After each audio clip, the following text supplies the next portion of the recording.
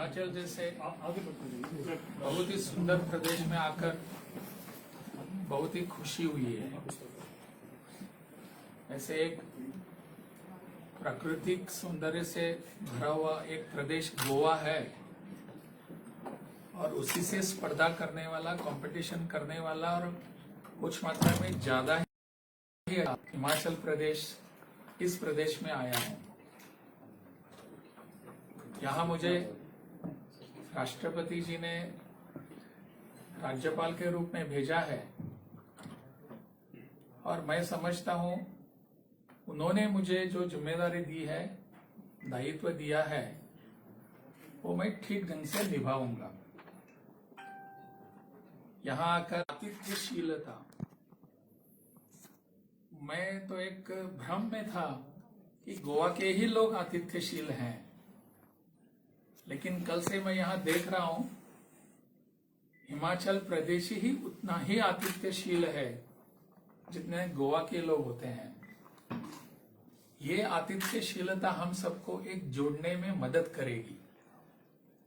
लगता है कि गोवा और हिमाचल प्रदेश एक दूसरे से कुछ न कुछ संबंध बनाए रखेंगे। मुझे एक संबंध याद आ रहा है कि गोवा मुक्ति जब होने वाली थी, गोवा मुक्त पुर्तगाली शासन से 1961 में हुआ, लेकिन उसके पहले आंदोलन बहुत सालों से चल रहा था और उस आंदोलन में हिस्सा लेने वाले में हिमाचल प्रदेश के भी लोग थे। राम सिंह कांगड़ा करके एक व्यक्ति, वो शायद अभी नहीं रहे होंगे, मैं उनका परिवार को भी ढूंढ निकालने का प्रयास रहेगा मेरा। तो गोवा की मुक्ति के लिए हिमाचल प्रदेश का भी योगदान है। इसलिए मैं हिमाचल प्रदेश और यहाँ के लोगों के प्रति अत्यंत ऋणी हूं। उनको लगा, आप सबको लगा कि गोवा हमारा ही प्रदेश है। तो ऐसी अपनी जो एक जुड़े हुए रिश्ते जो हैं, इसको बढ़ावा देने का हमारा प्रयास रहेगा। इसमें यहाँ का शासन है, यहाँ का प्रशासन है, आप जैसे लोग हैं, आप जैसे मीडिया के मेरे भाई बहन हैं और सामान्य लोग जो हैं, उन सब के प्रति मेरे मन में एक विश्वास है कि इस संबंध को हम बनाए रखेंगे और आगे बढ़ाएंगे। इतना ही काफी है, और क्या कहना है बताइए। सर, आतिथ्यशीलता आप मेहमान नवाजी से जोड़ रहे हैं जी? आतिथ्यशील का मतलब यही होता है। आतिथ्यशील का मतलब मेहमान नवाजी। वाह जी, हाँ। मुझे तो उतना हिंदी उतनी अच्छी आती नहीं। आशा है आप मुझे समझ कर ले लेंगे। मेरे बोलने में थोड़े से हिंदी शब्द आते हैं, उर्दू कम आते हैं, प्लीज। जो पूर्व मुख्यमंत्री है हमारे शांता कुमार जी, उन्होंने भी हिमाचल को स्विट्जरलैंड बनाने की कल्पना की थी। कहते हैं कि इसका सौंदर्य स्विट्जरलैंड से मिलता जुलता है।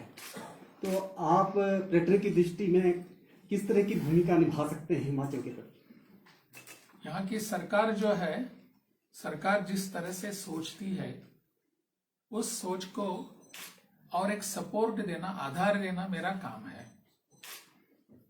मैं और किसी कारण यहाँ नहीं आया हूँ। शांता कुमार जी से मेरा परिचय भी है।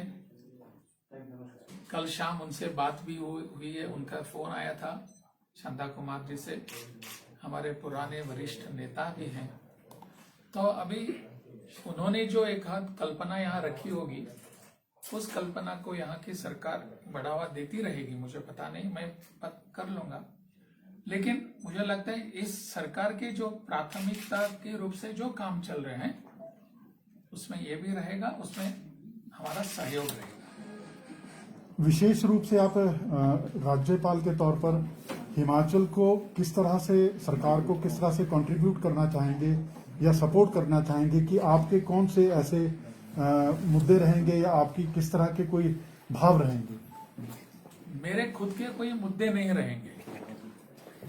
इस सरकार, मुझे यहाँ की जनता ने अपनी एक सरकार चुनकर दी है अपने यहाँ कुछ मंत्री हैं, यहाँ मुख्यमंत्री हैं, वो सब काम करते रहे हैं।